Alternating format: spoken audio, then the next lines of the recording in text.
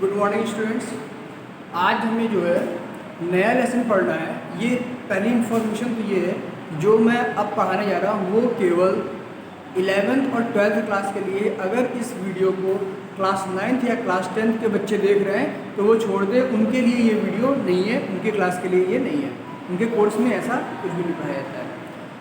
तो जो 11th और 12th वाले हैं, 12th वालों को तो मैंने खैर बोर्ड पे मतलब उनके सामने क्लास में बताया है, लेकिन जो 11th क्लास के बच्चे हैं उनको ये लेसन बहुत ही ध्यान से समझना होगा। बहुत ही ज़्यादा इम्पॉर्टेंट और सबसे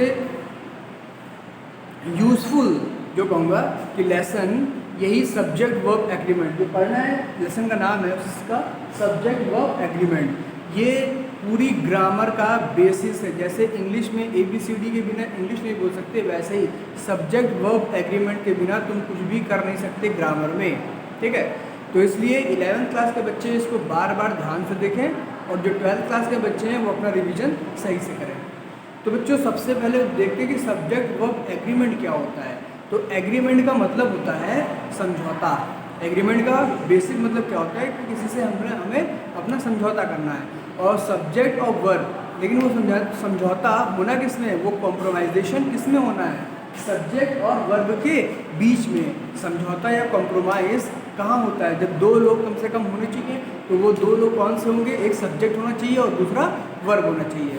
खैर, तो इतना समझ में आ गया होगा कि हमें पढ़ना क्या है। ठीक है, अब इसमें करना क्या है ये देखो। सबसे पहली और सबसे बेसिक बात जो मैं बताता हूँ कि कोई भी सेंटेंस हो उसका स्ट्रक्चर क्या होता है, वही पुराना SVO यानी कि सब्जेक्ट वर्ब और ऑब्जेक्ट। थोड़ा सा और अगर डिफाइन करें तो वर्ब में दो हिस्से हो जाते हैं, यानी कि सब्जेक्ट फिर हेल्पिंग वर्ब फिर मेन वर्ब फिर ऑब्जेक्ट। मतलब ये MV और HV वर्ब का ही पार्ट है। तो तुम चाहे SVO बोल लो, चाहे subject helping verb main verb object, ऐसे करके बोल लो, बात एक ही है। लेकिन हमें पढ़ना क्या है, एग्रीमेंट है।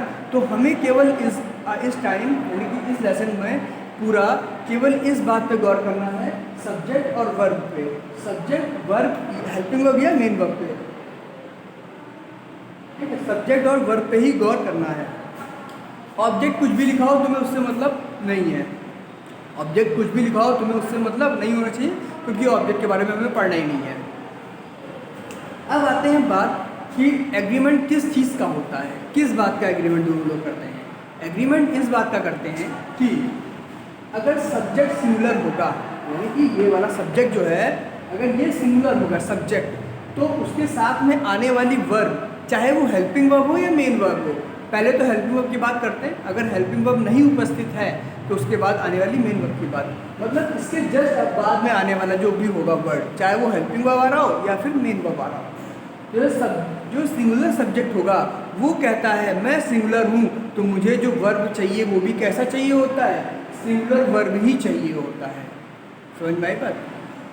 सब्जेक्ट कहता है कि अगर मैं सिंगुलर हूँ तो मुझे भी सिंगुलर वर्ब चाहिए, उसके साथ वाला जो साथी होना चाहिए वो भी सिंगुलर होना चाहिए। फिर दूसरी चीज़, अगर सब्जेक्ट कहता है कि मैं प्लूरल हूँ, या मान लो कि कोई सब्जेक्ट है वो प्लूरल फॉर्म में है, प्लूरल है, तो वो कहता है मुझे वर्ब जो चाहिए वो भी प्लूरल चाहिए। मतलब वो खुद प्लूरल है तो उसको वर्ब भी कैसी मांगता है, प्लूरल वर्ब मांगता है। अब एग्जांपल देखो, इसमें देखो सिंगुलर सब्जेक्ट ही लिखा है। ही एक क्या है, सिंगुलर सब्जेक्ट है। ये मतलब वाह, यानी किसी एक लड़के के लिए वाह बोलते हैं। उसके साथ आने वाली जो वर्ब होगी वो सिंगुलर होनी चाहिए। तो देखो हमने क्या यूज़ किया है, इस को यूज़ किया है। जैसे यहाँ वाला एग्जाम्पल देखो, जिन बच्चों को नहीं पता है, सिंगुलर और प्लूरल। हालांकि अभी सिंगुलर प्लूरल में बहुत कुछ है, अभी बताऊंगा तो तुम देखते रहोगे। देखो हम पहले केवल हेल्पिंग वर्ब की बात करते हैं। इस जो होती है वो एक सिंगुलर वर्ब होती है और आर उसका प्लूरल फॉर्म होता है। जैसे बॉयज़ होता है, बॉयज़ का कोई प्लूरल पूछे तो तुम क्या कहते हो, बॉयज़ कह देते हो। गर्ल का गर्ल्स कह देते हो। वैसे ही इज का प्लूरल आर होता है, इज का प्लूरल आर होता है, वॉज का प्लूरल वर होता है। इस बात को हमेशा याद रखना। और हैज़ का प्लूरल हैव होता है। ठीक, ये तीन चीज़ें याद रखना। अब बाकी कुछ बच्चे कह रहे होंगे सर विल का क्या होगा और हैड का क्या होगा। तो हैड सिंगल चॉइस होती है, हैड सिंगुलर प्लूरल दोनों में लगता है। विल और शैल उसकी कंडीशन तो मैं अलग ही बताऊंगा, उसको छोड़ दो। तो बस इन बातों पे गौर करो।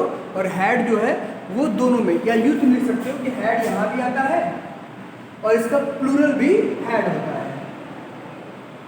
ऐसे कर लो, ठीक है। तो अब यहाँ पर देखो, सब्जेक्ट हमारा सिंगुलर होगा तो वर्ब भी हमको सिंगुलर चाहिए, यानी कि ही लिखा है तो सिंगुलर वर्ब यानी कि ही इज यूज़ किया है। भाई हमारा सब्जेक्ट सिंगुलर है, हमने वर्ब कैसे यूज़ की है, सिंगुलर यूज़ की है, सिंगुलर में आ रही कि नहीं, ठीक है।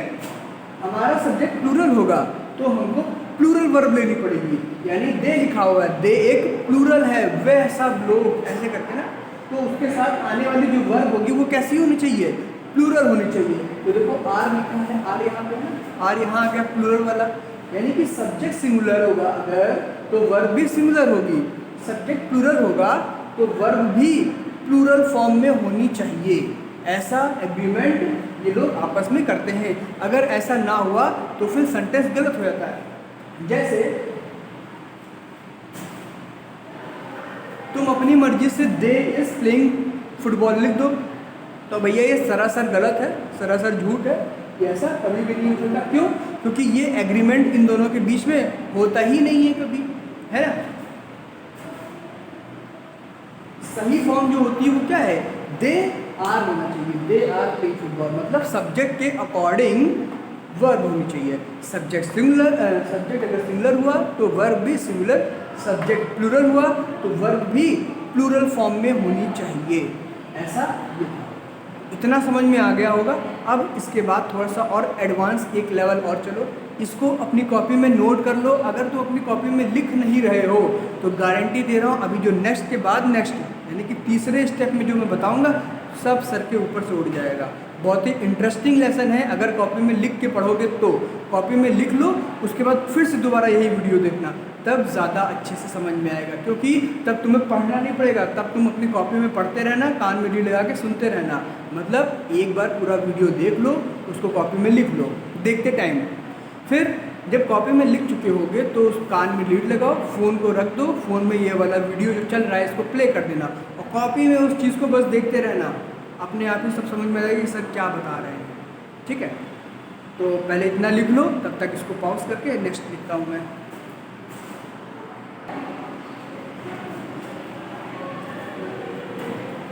अब बच्चों जो बोर्ड पे लिखा है अब उसको पहले मत देखना, पहले जो मैं बता रहा हूँ पहले उस बात को सुनो, इधर उधर झांका ताकि मत करो, क्योंकि फिर इंटरेस्ट खत्म हो जाता है।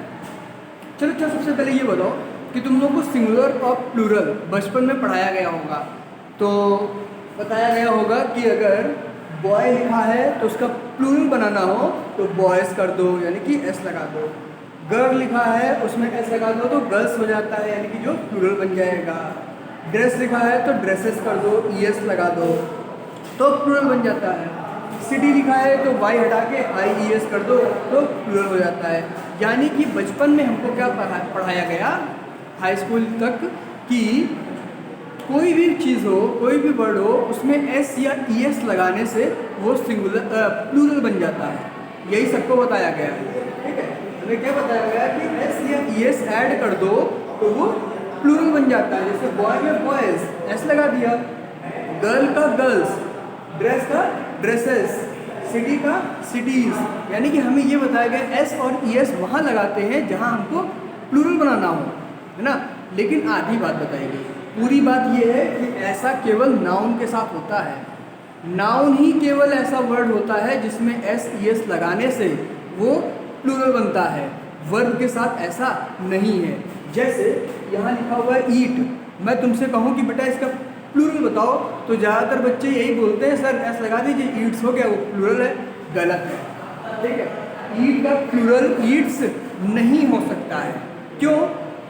क्योंकि देखो जो नाउन होते हैं, है ना, नाउन में एस या ES लगाने से वो प्लूरल फॉर्म बनता है। एस या ES लगाने से वो क्या बन जाता है, प्लूरल बन जाता है। मतलब पहले क्या था, सिंगुलर था, तभी तो प्लूरल बना। ठीक है, लेकिन वर्ब में इसका उल्टा होता है। वर्ब में इसका उल्टा होता है। वर्ब में क्या होता है कि अगर एस ES लगा हुआ है तो वो सिंगुलर है पहले से, एस ES अगर तुम हटा दोगे तो वो प्लूरल बन जाएगा। यानी कि अगर गो लिखा है तो इसका अगर मैं कहूँ कि बेटा प्लूरल बनाओ तो क्या गोज नहीं होगा। ये गो जो लिखा है ये पहले से ही प्लूरल है, इसको अगर सिंगुलर बनाना है तो एस ES लगा देते हैं। ठीक, प्ले लिखा है प्ले में अगर एस ई एस लगा दें तो वो क्या बनेगा, तो वो सिंगुलर वर्ब बन जाएगा। ये एस ई एस लगाने से प्लूरल नाउन बन जाता है। ठीक, वर्ब में क्या होता है, उल्टा होता है, उसमें एस या ई एस ऐड करने से वो सिंगुलर बन जाते हैं। देखो एस या ई एस ऐड करते हो तो वर्ब क्या बन जाती है, सिंगुलर बन जाती है। जैसे प्ले लिखा है, अगर तुमने इसमें एस लगा दिया, प्लेस कर दिया, तो वो सिंगुलर हो जाएगा, वो प्लूरल नहीं होगा। पहले वो प्लूरल था, इसमें पहले वो सिंगुलर था, तो वर्ब के साथ हमेशा उल्टा हो जाता है। अगर लिखा हुआ है स्टडी, वाई हटाया तो आई ई एस, तो ये सब क्या है, जो स्टडीज लिखा हुआ है ये पहले से ही, सॉरी थोड़ा सा उल्टा हो गया।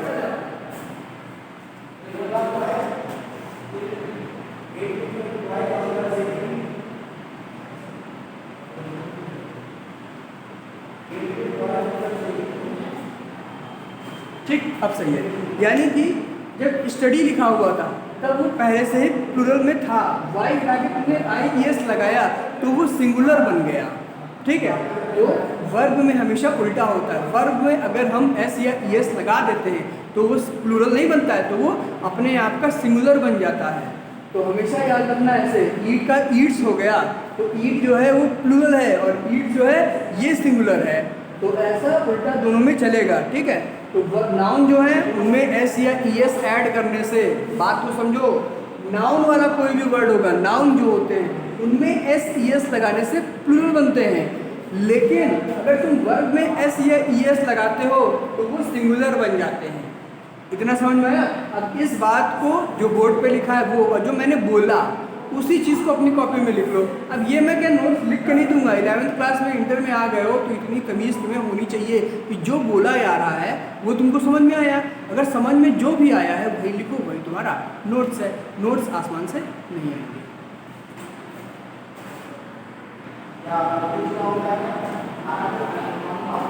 अब बच्चों ये कुछ एग्जाम्पल्स हैं जो मैंने अभी पढ़ाया है, सिंगुलर वर्ब के साथ सिंगुलर नाउन के साथ सिंगुलर वर्ब, प्लूरल नाउन के साथ प्लूरल वर्ब। इसमें के दो मैं करके दिखाऊंगा, बाकी सारे तुम्हें खुद करने होंगे। तो देखो मैं नीचे से कर रहा हूँ, ऊपर तुम लोगों को जाना है। क्या लिखा है, यू डैश आइसक्रीम, डैश में हमको इस वर्ब को भरना है।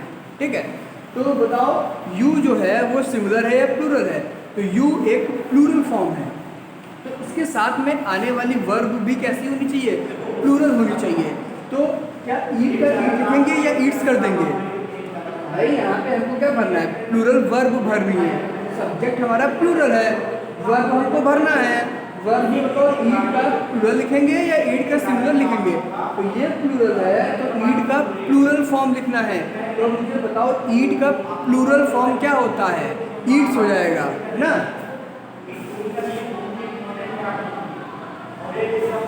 ईट नहीं होगा, ईट हो, सॉरी ईट्स नहीं, ईट होगा। कुछ बच्चे अभी भी समझ रहे होंगे कि प्लूरल बनाने के लिए एस लगाना है, तो ऐसा नहीं है, यू ईट रहेगा। क्यों ईट्स क्यों नहीं लिखा, क्योंकि ईट्स लिखने पे वो अपने आप को सिंगुलर बनाता है। अभी मैंने बताया कि वर्ब में जब एस या ई एस लगा दोगे तो वो सिंगुलर हो जाएगी, और यहाँ हमें प्लूरल लिखना है वर्ब को। तो वर्ब को जब प्लूरल लिखना है तो कुछ मत करो, वैसे लिखा रहने दो। वर्ब को अगर प्लूरल बनाना है तो कुछ मत करो, जैसे लिखा है वैसे ही लिख दो, उसमें एस ई एस मत ऐड करो। अब दूसरा एग्जाम्पल है ही डैश ओवर द वॉल। अब यहाँ पे ही जो है वो क्या है, ही एक सिंगुलर है, ही सिंगुलर सब्जेक्ट है, तो उसके साथ आने वाली वर्ब भी सिंगुलर वर्ब होनी चाहिए, है कि नहीं भाई। ये सिंगुलर सब्जेक्ट है तो ये भी क्या मांगेगा, सिंगुलर वर्ब मांगेगा। तो लिखना है हमको, जंप लिखना है, तो बताओ सिंगुलर वर्ब लिखने के लिए तुम क्या करोगे, जंप को जंप्स कर दोगे, क्योंकि वर्ब में एस या ई एस लगाने से वो सिंगुलर बनती है। तो जंप एक प्लूरल फॉर्म है, जंप एक प्लूरल फॉर्म है, उसको सिंगुलर बनाना है तो इसमें एस ऐड करना पड़ेगा। अगर पीछे वाला जो भी इसके पहले बोर्ड पे लिखा था, कॉपी में लिखा है तो उसको मैच कराओ। मैंने इधर लिखा है, वहाँ पे उसमें इस साइड पे लिखा था एस या ई एस ऐड करने से वर्ब सिंगुलर बन जाती हैं, और नाउन में लिखा था एस या ई एस ऐड करने से वो प्लूरल बन जाते हैं। इधर वाले सिंगुलर बनते हैं एस या ई एस ऐड करने से। तो ही लिखा है, ही एक सिंगुलर है, तो इसके साथ वर्ब जो आएगी वो भी सिंगुलर आनी चाहिए। तो जंप को जंप्स कर दो।